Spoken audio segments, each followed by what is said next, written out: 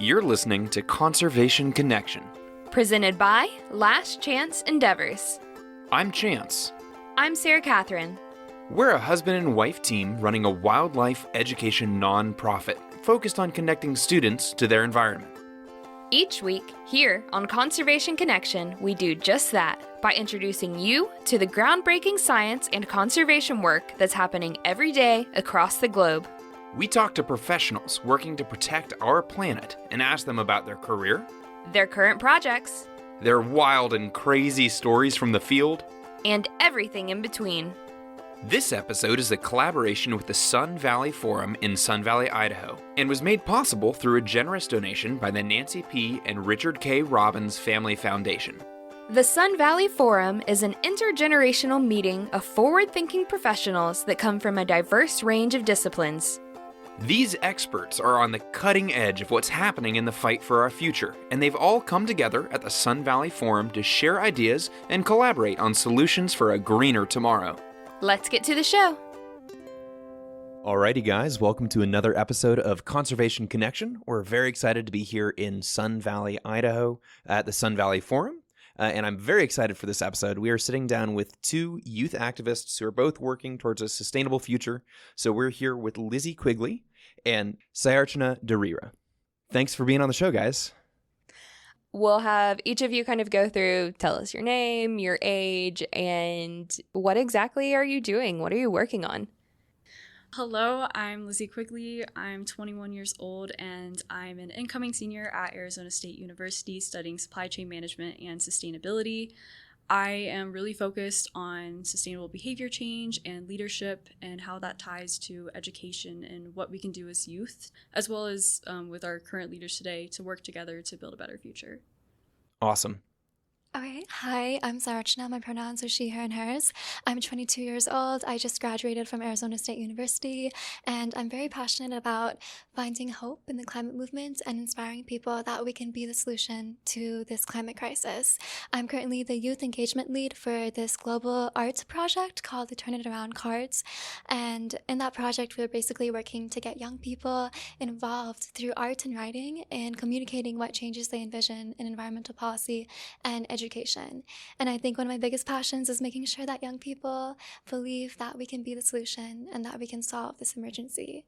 I think that's so great that you're incorporating so many disciplines into what you're doing. You know, you have art, you have science, you have, literacy, all of that. Before we dive too much into what each of you are doing, I do want to bring up that both of you are from ASU. And we've had a couple of people on the show now from ASU, and it seems everywhere we go, there is someone from ASU talking about sustainability or the environment, and I had no clue. So what do you think it is about ASU that attracts those type of people and inspires that type of work? I can speak to this. I would argue that ASU does not attract people interested in sustainability, it creates them. When I started at ASU, I had areas that I was interested in, but I didn't know what sustainability was. I didn't know what to apply, the issues I was passionate about too. And then I had the opportunity to join. There's an organization there called Changemaker Central, and they randomly were like, Lizzie, you're going to go be our SDG coordinator and implement the SDGs throughout the university.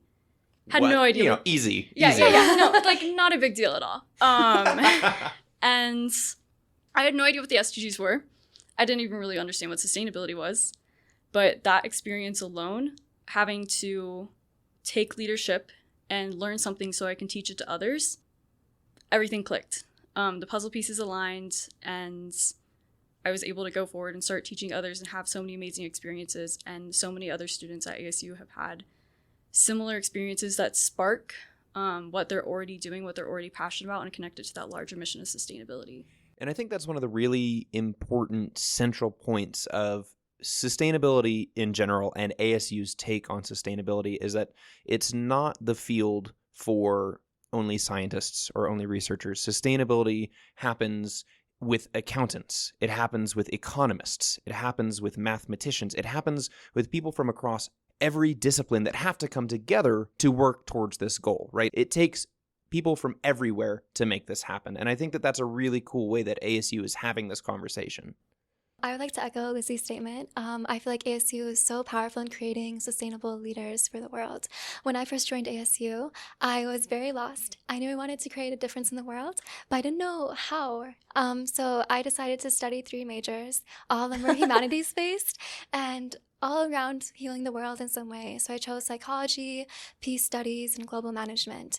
And never in my wildest dreams would I anticipate that my life journey would bring me into sustainability work until my psychology major actually required me to take a class called Global Change around sustainability. And I realized how deeply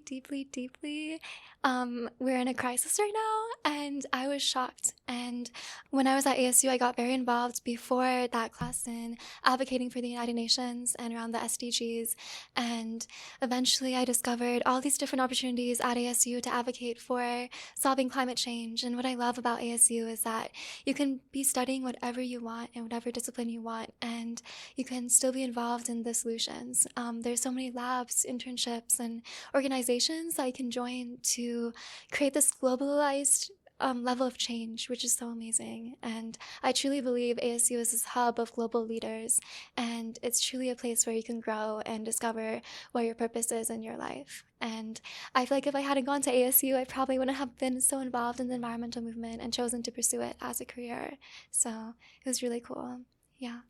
I feel like this is kind of becoming an advertisement for Arizona State University. I'm like, I wish I went to Arizona To be clear, State we're University. not compensated at all by ASU. If you're listening, we have received $0. But, if anybody from ASU wants to call us, I'd entertain the conversation.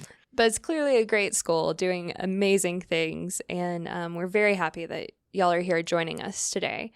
So one of the things I'd like to talk about is what we've got going on in the lobby here at Sun Valley, and just kind of this movement that both of you guys have been involved in, which is the Turn It Around cards. So can somebody tell me a little bit more about what are the Turn It Around cards, why were they developed, and what was their goal? Definitely. So the Turn It Around cards, the long name is the Turn It Around flashcards for educational futures. And basically that whole goal of the project was to make sure that young voices are heard in these climate decision spaces. Oftentimes the decisions about our futures are made without the very people who will be living those futures. And we wanted to take a creative approach towards involving young people in this movement. So oftentimes when we think about climate change, we think about the scientists, the policymakers, and the decision makers that are involved in these processes, and we don't think about the artists and the dreamers and the writers. And we wanted to make sure that the space included everyone. So we decided to create a project where we had young people from every corner of the world send us art and writing about what changes they envision in environmental policy and education. And we turned it into a card deck. So on each card, we have a piece of art from someone around the world and a piece of writing or poem from someone else around the world to communicate what changes and what visions young people have around climate change. And we actually went to COP26, the United Nations Climate Change Conference last year, and we shared it with world leaders there.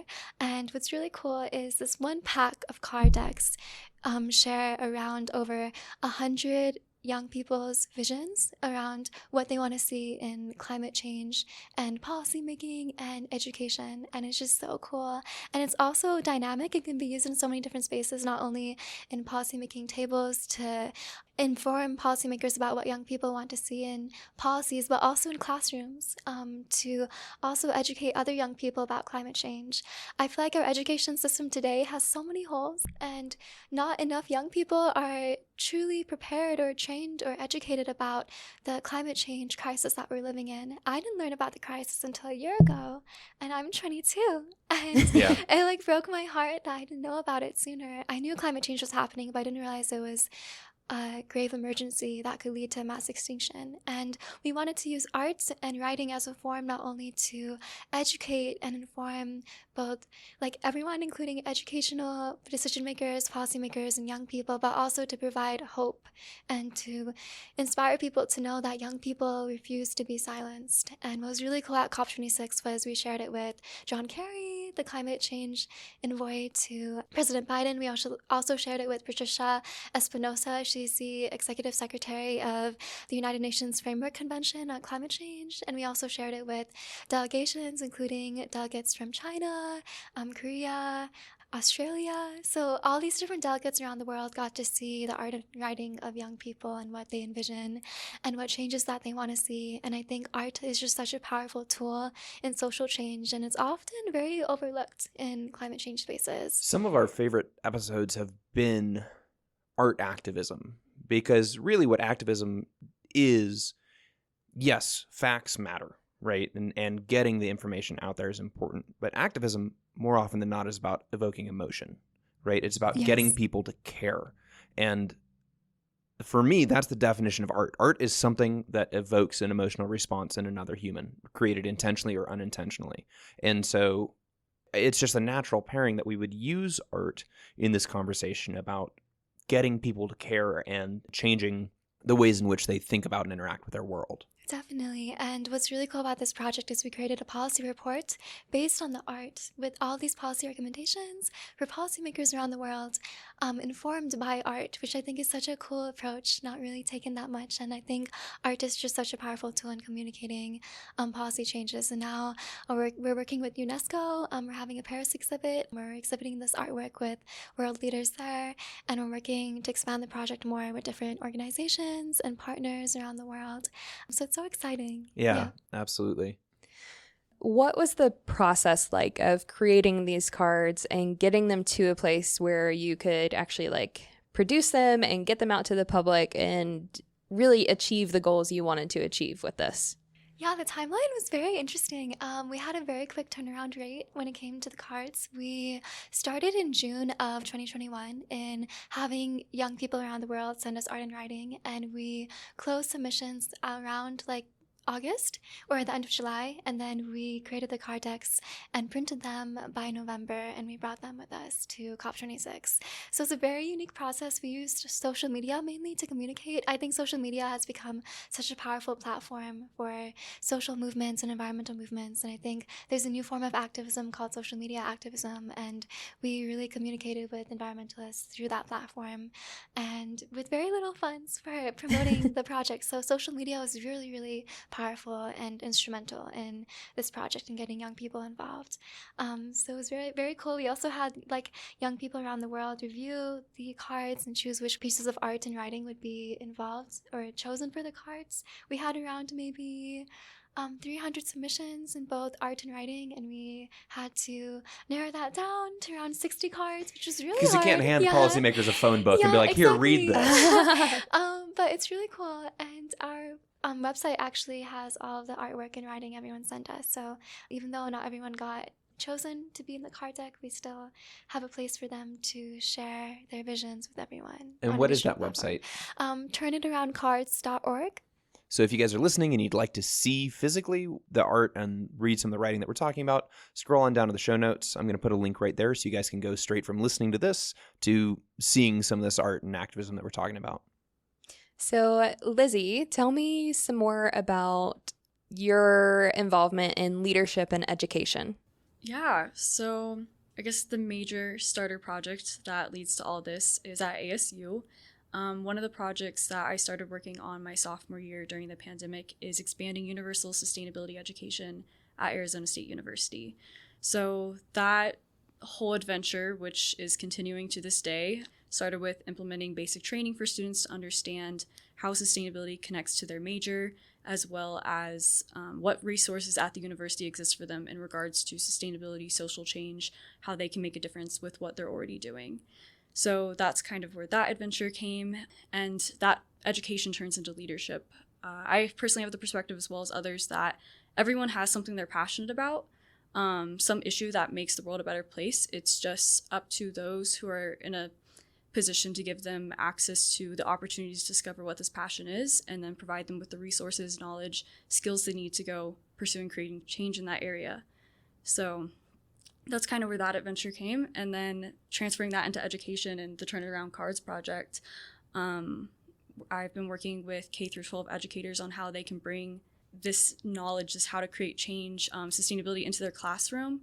And this ties into art in the sense that we can throw information and facts at people all day long, but hearing that there are millions of people starving around the world isn't going to hit the same as having that experience, that emotional connection with someone that is. just one person. And that's where art, storytelling, all of this is so powerful for building that connection, because then the information turns into knowledge because of experience, and eventually that will turn into action.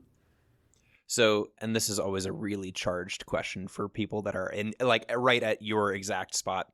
What do you envision your next, like, 3 years looking like? Finishing your degree and then question mark. That's a weighted question that changes on a weekly basis. But I know for me personally, I hope to keep learning. I still feel very young and I have all these ideas, and I'm hoping to just keep connecting with the people that know more than me, so I can eventually put those together. So continuing education is an option, but I also just kind of want to explore the world, see what's happening, and bring people together to like work on the same mission from all the areas they're coming from, which is really vague. But again, I haven't narrowed it down yet. Well, one of the things that we were talking about before I clicked record on this episode is that so many people in the youth space are doing a ton of projects, right? As opposed to being like, this is my career, or this is the single thing that I am doing. I feel like youth, which I still get to say that I am one, we have a mission. We have an idea that we care about, and then we have projects that serve that mission, as opposed to having like, this is the single thing that we're doing. And it's really fun. I don't think I've ever really articulated that out loud before, but sitting down with you guys and hearing about what you're doing, it all kind of clicked for me that that's kind of what our culture is shifting towards, is instead of being like, this is my next step, these are the projects that I'm working on that are moving me in service of my mission. And it's just really heartening to see that over and over again with people in our age bracket. Yeah, I like the idea of serial entrepreneurship, not as in like the breakfast cereal, but as in like doing so many things. And I think that's great to not limit yourself and be like, oh, well, I have to take this path, and this is like the one thing that I can work towards doing. You did mention something that I want to ask both of you about. You were both in school during the pandemic. How did that, well, I know it changed things for everyone, but do you think it changed kind of how you worked on the things you were working on, maybe the career path that you're now looking at? Or was it pretty much just like it changed how you attended school? I can say it significantly changed things, and definitely inspired my passion. One of the factors that inspired my passion for focusing on turning people into leaders and how education's a basis for that. Just because I feel like I got lucky having one semester of college pre-pandemic to kind of figure out what I want to do, to become passionate about something, to get a mission, because the amount of burnout that came from the pandemic, the amount of just students today that feel like they can't do anything just because we were locked in our homes, isolated for so long from this like existential crisis. And you can kind of look at climate change, you do look at climate change like that. So that created a lot of change in the sense that getting youth to be motivated when they spent so much time in the pandemic, isolated from each other, isolated from these ideas, isolated from becoming passionate leaders themselves, it's kind of inspired my mission of just, we're behind. So getting people back on board with like getting excited again about creating change and changing the world, and thinking that like they are capable of doing it overall. I feel like for me, the pandemic contributed a lot to my overall passion for mental health. I'm a psychology major. That was my first major when I came to college. And when the pandemic hit, through just like talking to people and through the work I did in mental health, I discovered that we as humanity, we have so many solutions around like physical health, but not really mental health solutions. And I feel like the pandemic was really isolating for a lot of people. And I think in general, we need to create systems that mobilize and support people when they go through crises globally, like the pandemic and even climate change, because we are living during unprecedented times where future pandemics can happen driven by climate change, and even future climate change disasters can happen. And I feel like mental health is something that has been very overlooked in all these spaces. And also when the pandemic hit, it kind of also contributed to my climate awakening, where I realized like how deeply of an emergency we're in. I feel like oftentimes people can get so busy in what they're doing that they don't necessarily see the extent of like what's happening in the world around them. And I was so involved in everything I was doing and studying for college and like all these different activities in my university that I didn't really realize how deeply this world was suffering when it came to climate change and sustainability. And when the whole world had to pause and I had to actually take a step back from my busy life was when I actually got to truly see and understand that level of suffering on a nature level, on a species level, and on a whole ecological system based level.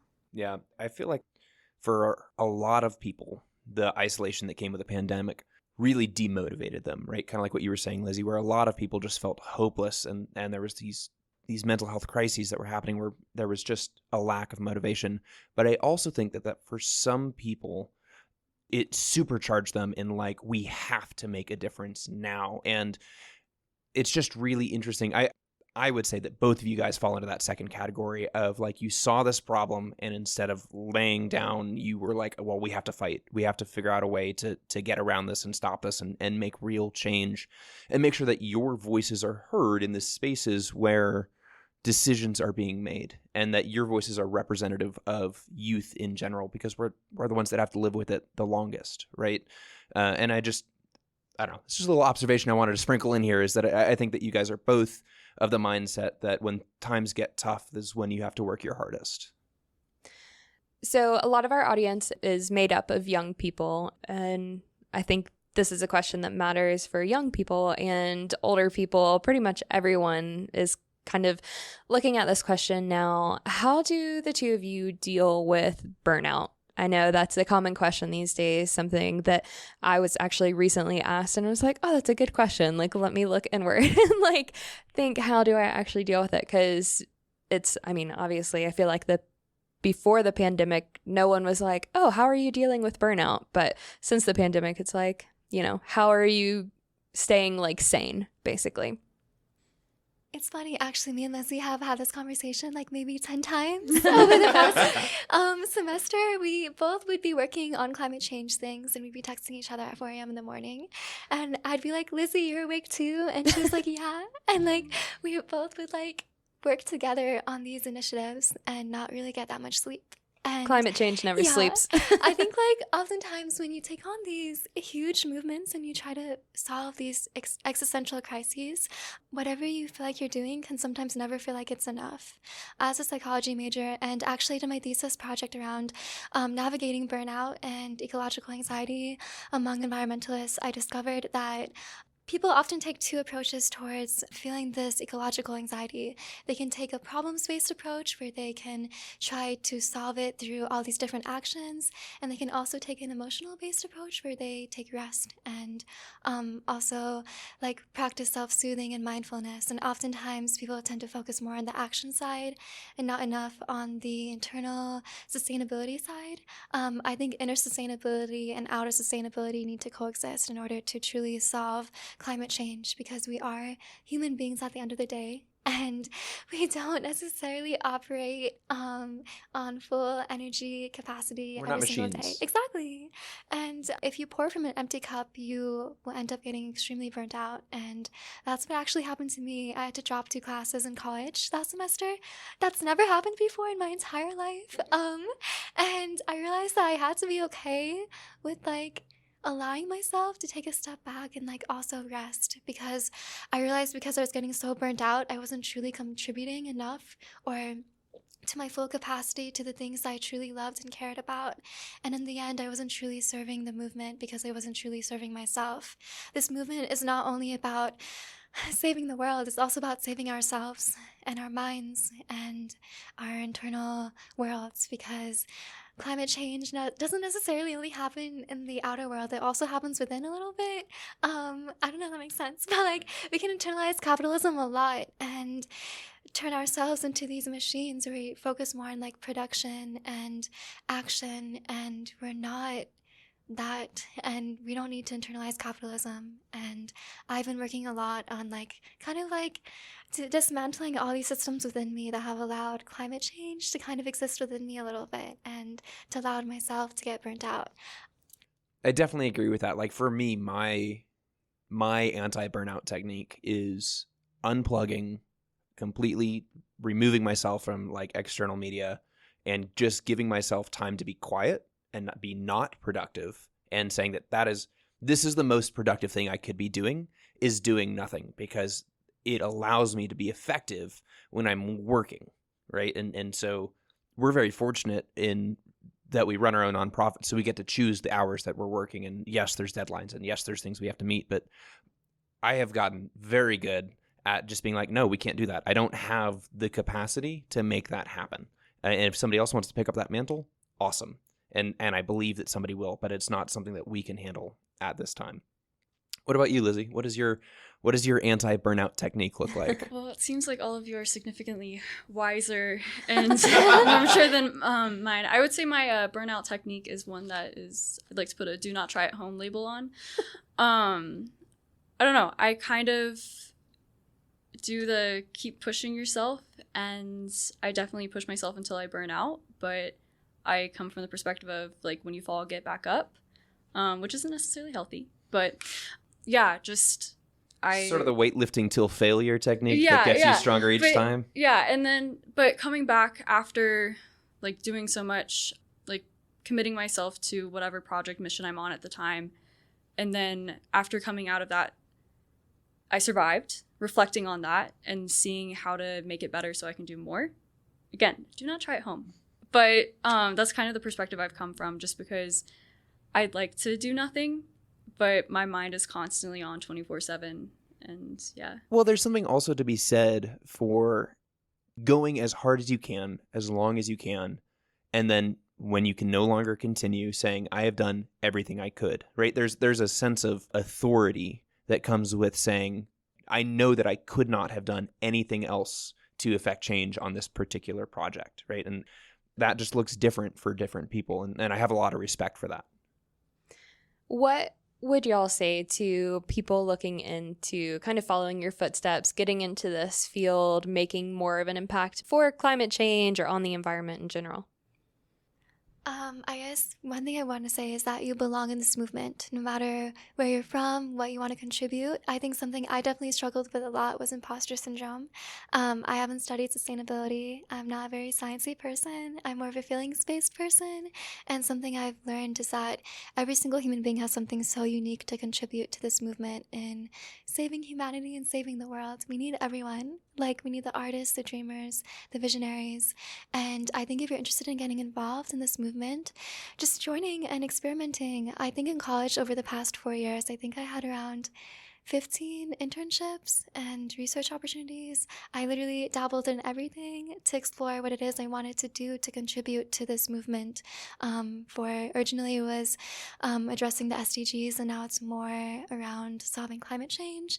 And I think it's a journey you have to just start by experimenting. And I think there's so many incredible opportunities, whether it's internships, environmental organizations, or even starting your own initiative, because we need everyone in this movement. And even both of you creating a nonprofit, that's amazing. You saw something that needed to be filled, and you did it in your own creative way. And if there's something that, if you don't necessarily think there's something you want to do in the movement that resonates with you, creating something that you want to do is also an option too. And it's so amazing. What I love about the environmental movement is that everyone can be on board and do what they want with it. Yeah, absolutely. What about you, Lizzie? I would second all of that. No. Like, everyone's involved regardless of where you're from, regardless of your background, your interests, your passions.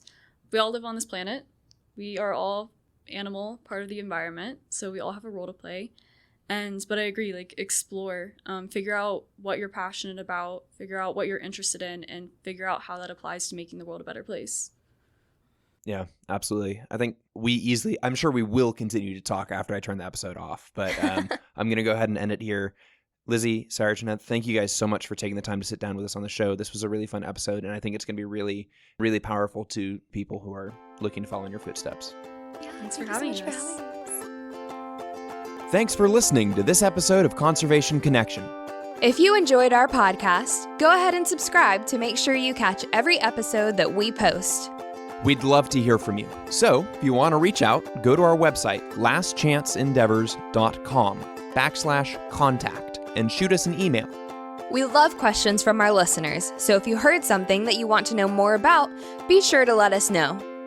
If you've got a minute to spare, leaving a 5-star review on Apple Podcasts will help other conservation-minded people find the show. We'd really appreciate it. A big thanks to the people working to protect our planet, and a big thanks to you for listening. Don't forget to tune in next week.